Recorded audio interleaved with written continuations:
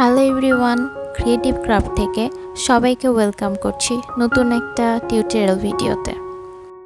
এখানে আমি এই এয়ার ডাই ক্লেটা ব্যবহার করছি। ক্লেটাকে প্রথমে রুটির মতো বেলে নিচ্ছি। বেলে নেওয়ার পরে আমি একটা পেয়ারা পাতা নিয়েছি। এই পেয়ারা পাতাটা পরে বসিয়ে দিয়ে আবার আলতো করে বেলে নিচ্ছি।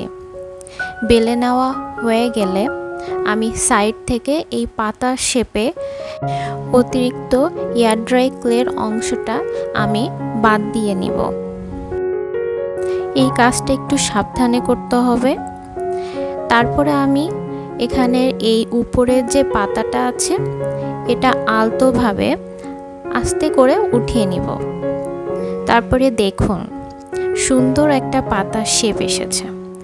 আসার পরে আমি হাত দিয়ে সাইড থেকে একটু উঠিয়ে দিব যাতে এটা একটা ট্রের মতো দেখতে মনে হয়। এরপর আমি এই পাতাটাকে ভালো করে ড্রাই হওয়ার জন্য রেখে দিব।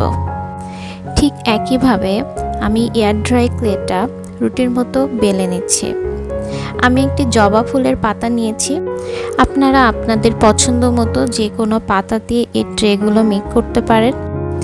আমি জবা ফুলের পাতা এবং পেয়ারা পাতা নিয়েছি, এটা আমার হাতের কাছেই ছিল, সেই জন্য আমি এই পাতা দুটো দিয়ে ট্রেগুলো মেক করেছি।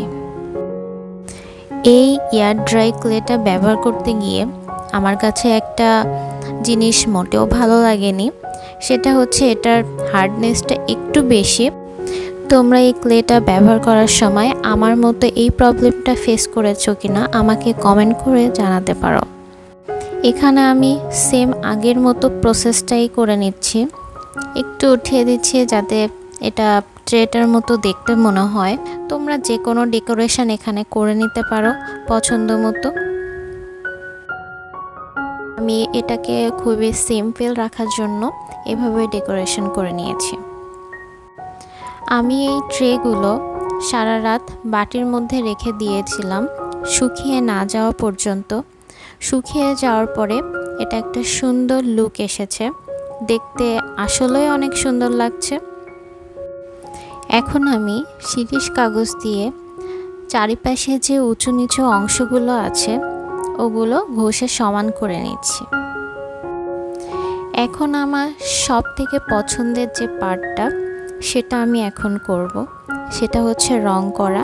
যে কোনো জিনিস রং করতে আমার খুব ভালো লাগে, আর এই রং তুলি দিয়ে আঁকাআঁকিটা আমার ছোটবেলা থেকে খুবই পছন্দ। আমি এখানে হালকা রং পছন্দ করেছি। তোমরা চাইলে তোমাদের পছন্দ মতো যে কোনো কালার করে নিতে পারো। আমার কাছে মনে হয়েছে যে এটা যদি হালকা রং করা হয় তবে এটা দেখতে বেশি কিউট লাগবে।